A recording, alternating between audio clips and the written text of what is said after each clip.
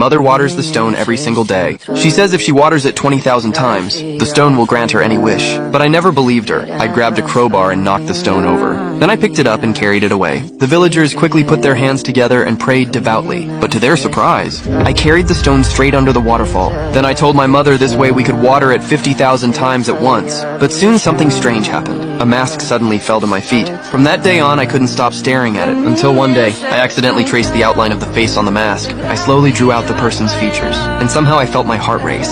So I ran toward the top of the waterfall. When I reached the source, I saw a fairy covered in colorful butterflies. I leapt toward her with all my strength, but just as I grabbed a branch, she vanished, following her guidance. I climbed through the waterfall for 3 days and nights. Finally, I made a bow and arrow from branches.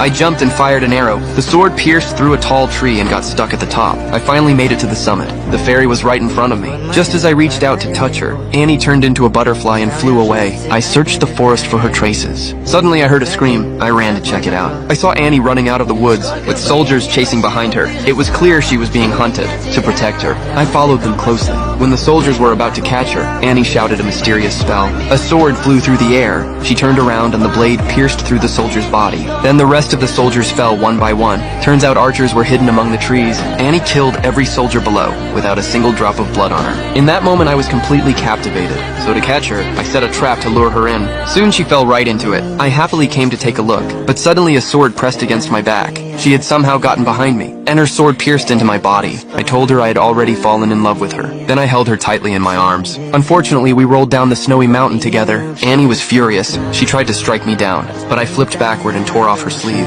Then I turned and pulled off her coat, lifted her long hair, and washed her under the waterfall. Crushed berries to draw eyeliner and lipstick on her face. She turned around and saw me holding the mask she had lost. Then she realized I had come for her. She was touched and hugged me tightly, but she still had to rescue the princess. So she knocked me out and left alone. Not long after she left, an accident happened. A soldier threw a fishing net over her, catching her alive. When they tried to harm her, I showed up just in time. As the soldiers got closer, I pushed down a huge boulder. It stopped the pursuers, but unexpectedly, the impact triggered a landslide. I quickly grabbed some tree bark and slid down the slope with Annie. Just as the snow was about to bury us alive, a cliff appeared ahead. I leapt forward with her, and we both survived. Soon I arrived at the palace, where workers were raising a giant statue of the king, but suddenly a slave slipped, triggering a chain reaction.